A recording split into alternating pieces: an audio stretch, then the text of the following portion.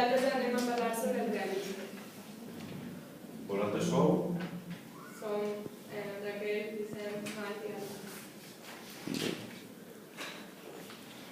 El realisme és un corrent literari de la segona meitat del segle XIX. És una concepció que intenta plasmar en l'art com és la realitat i la vida, i com a tal es dona molts moments de la història.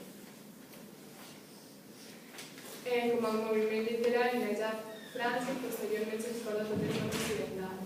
I alguns autors realistes importants són Narcís Oller, Benito Pérez Galdós i Àngel Guimerà. Les característiques són el detallisme de descripcions, l'ús de frases llargues i molts adjectius, l'adequació dels registres de la llengua a cada personatge, la intromissió del narrador en la ficció i l'atenció als temes d'interès de la burgesia, i en les obres realistes podem trobar bellesa, lletjor, bondat, maldat. És a dir, els realistes pretenien arribar a la realitat total amb la màxima objectiva.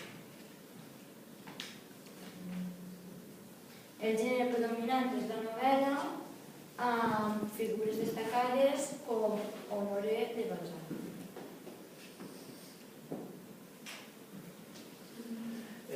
A Catalunya el realisme defensava la representació sobre la vida quotidiana i els artistes havien de ser el més objectius possibles.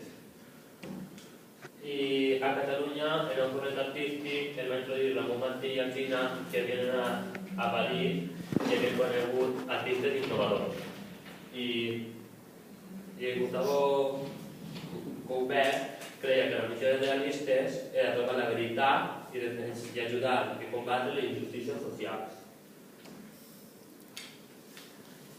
La nostra literatura hi ha un desplaçament cronològic pel que fa al realisme europeu, ja que la primera novel·la escrita en la nostra llengua va ser data de mig segle després.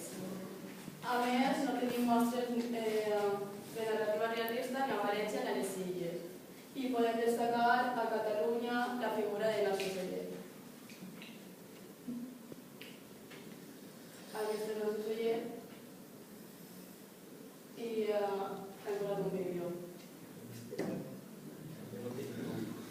20, 19, 18, 17, 16, 15, 14, 13, 12, 11, 10, 9, 8, 7, 6, 5, 4, 3, 2, 1. Comenzamos.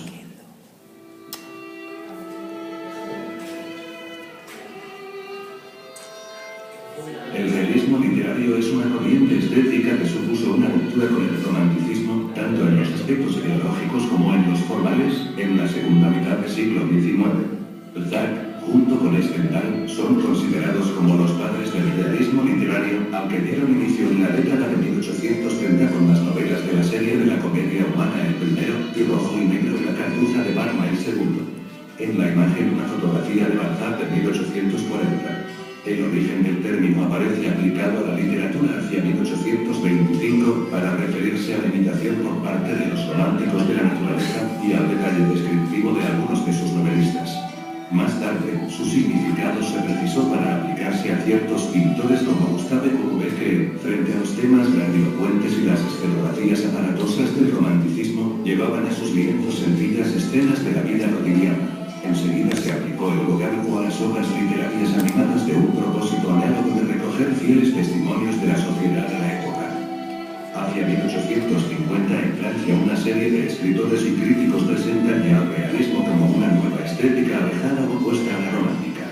En 1850